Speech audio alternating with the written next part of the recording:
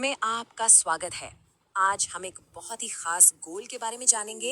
एक ऐसा गोल जिसने सिर्फ एक मैच का नतीजा नहीं बल्कि इतिहास को देखने का नजरिया ही बदल दिया। जरा सोचिए, एक बहुत ही टेंस हॉकी मैच चल रहा है और तभी एक खिलाड़ी ये शब्द कहता है, तुम चिंता मत करो, इसका बदला मैं जरूर लूंगा। कैसा बदला? क्या मतलब था इसका? चलिए पता लगाते हैं। तो सवाल यही उठता है कि आखिर ये शब्द किसने कहे, क्यों कहे, और सबसे बड़ी बात, ये बदला लिया कैसे गया? क्या मैदान पर लड़ाई हुई? चलिए इस पूरी पहेली को सुलझाते हैं। तो ये शब्द थे महान मतलब legendary hockey player major Dhyan Chand के। और पता है, एक सिपाही से एक महान खिलाड़ी तक का उनका सफर किसी फिल्मी कहानी जैसा ही है। देखिए, उनकी शुरुआत बहुत ही हम्बल थी, एक आम परिवार से। और उन्होंने अपना करियर भी ब्रिटिश इंडियन आर्मी में एक सिपाही के तौर पर शुरू किया था। लेकिन कहते हैं ना, किस्मत को कुछ और ही मंजूर था। और यहाँ एक बहुत ही सरप्राइजिंग बात है कि आप यकीन करेंगे कि जिस खिलाड़ी ने हॉकी की दुनिया ही बदल दी, उसे शुरू में इस खेल में कोई इंटरेस्ट मतलब कोई दिलचस्पी ही नहीं थी। तो फिर ये बदलाव आया कैसे? उनके एक मेंटर थे सूबेदार मेजर तिवारी। उन्होंने ही ध्यानचंद के अंदर का टैलेंट पहचाना और उन्हें खेलने के लिए इनकरेज किया। और बस वहीं से एक नौसिखिया खिलाड़ी के तौर पर उनका सफर शुरू हो गया। तो सवाल ये है कि एक नौसिखिया खिलाड़ी हॉकी का जादूगर कैसे बन गया? है ना कमाल की बात। चलिए उनकी लगन और साधना की इस कहानी को आगे बढ़ाते हैं। उनकी जिंदगी में एक बहुत बड़ा टर्निंग पॉइंट आया। साल 1936 में बर्लिन ओलंपिक्स में उन्हें इंडियन हॉकी टीम का कप्तान बनाया गया। और बर्लिन में उन्होंने जो खेल दिखाया, उसे देखकर तो लोग बस दंग रह गए।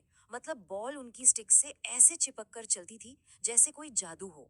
और वहीं से उन्हें ये नाम मिला, हॉकी का जादूगर। पर जानते हैं उनका असली जादू क्या था? सिर्फ गोल करना नहीं। वो कहते थे कि उनकी कोशिश हमेशा ये रहती कि वो बॉल को गोल के पास ले जाकर अपने किसी साथी को दें। मतलब उनका असली जादू था टीम वर्क और स्पोर्ट्समैनशिप। तो चलिए अब वापस उसी कहानी पर आते हैं जहां से हमने ये सब शुरू किया था। याद है वो बदला लेने वाली बात? अब जानते हैं उस अनोखे बदले के बारे में। तो हुआ ये कि मैदान पर माहौल बहुत ही गर्म था। पंजाब रेजिमेंट और सैपर्स एंड माइनर्स का मैच था। और तभी दूसरी टीम के एक खिलाड़ी ने गुस्से में आकर अपनी हॉकी स्टिक से उनके सर पर मार दिया। अब सोचिए, किसी के साथ ऐसा हो तो वो क्या करेगा? शायद लड़ेगा। पर ध्यानचंद ने क्या किया? वो मैदान से बाहर गए, पट्टी बंधवाई और वापस आकर गोल पर गोल दागने शुरू कर दिए। एक नहीं, दो नहीं, पूरे 6 गोल। तो देखिए, बदला लेने के दो तरीके हो सकते थे। एक तो गुस्से वाला बदला, लड़ाई करके, और दूसरा था खेल का बदला। ध्यानचंद ने दूसरा रास्ता चुना। उन्होंने लड़ाई नहीं की बल्कि अपने स्किल से, अपने हुनर से जवाब दिया। और मैच खत्म होने के बाद वो उस खिलाड़ी के पास गए और बहुत शांति से बोले, दोस्त, अगर तुमने मुझे मारा नहीं होता तो शायद मैं सिर्फ 2 ही गोल करता। क्या कमाल का जवाब था। उन्होंने उसे स्पोर्ट्समैनशिप का एक ऐसा सबक सिखाया जो वो खिलाड़ी कभी नहीं भूला होगा। तो ध्यानचंद की जिंदगी से हम क्या सीख सकते हैं? अच्छी बात यह है कि उन्होंने अपनी सक्सेस का सीक्रेट, अपना मंत्र सबके साथ शेयर किया। तो ये हैं उनके 3 नियम। पहला, लगन, मतलब अपने गोल के लिए डीप पैशन। दूसरा, साधना, यानी हार्ड वर्क, लगातार प्रैक्टिस। और तीसरा, सबसे जरूरी, खेल भावना, मतलब फेयरनेस, रिस्पेक्ट और टीम वर्क के साथ खेलना।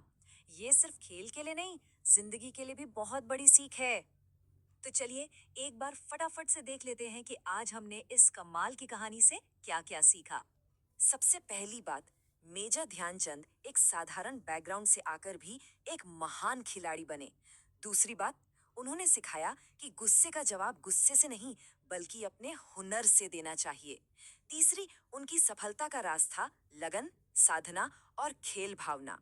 और आखिर में, असली जीत सिर्फ स्कोर में नहीं बल्कि इस बात में है कि आप खेल को कैसे खेलते हैं।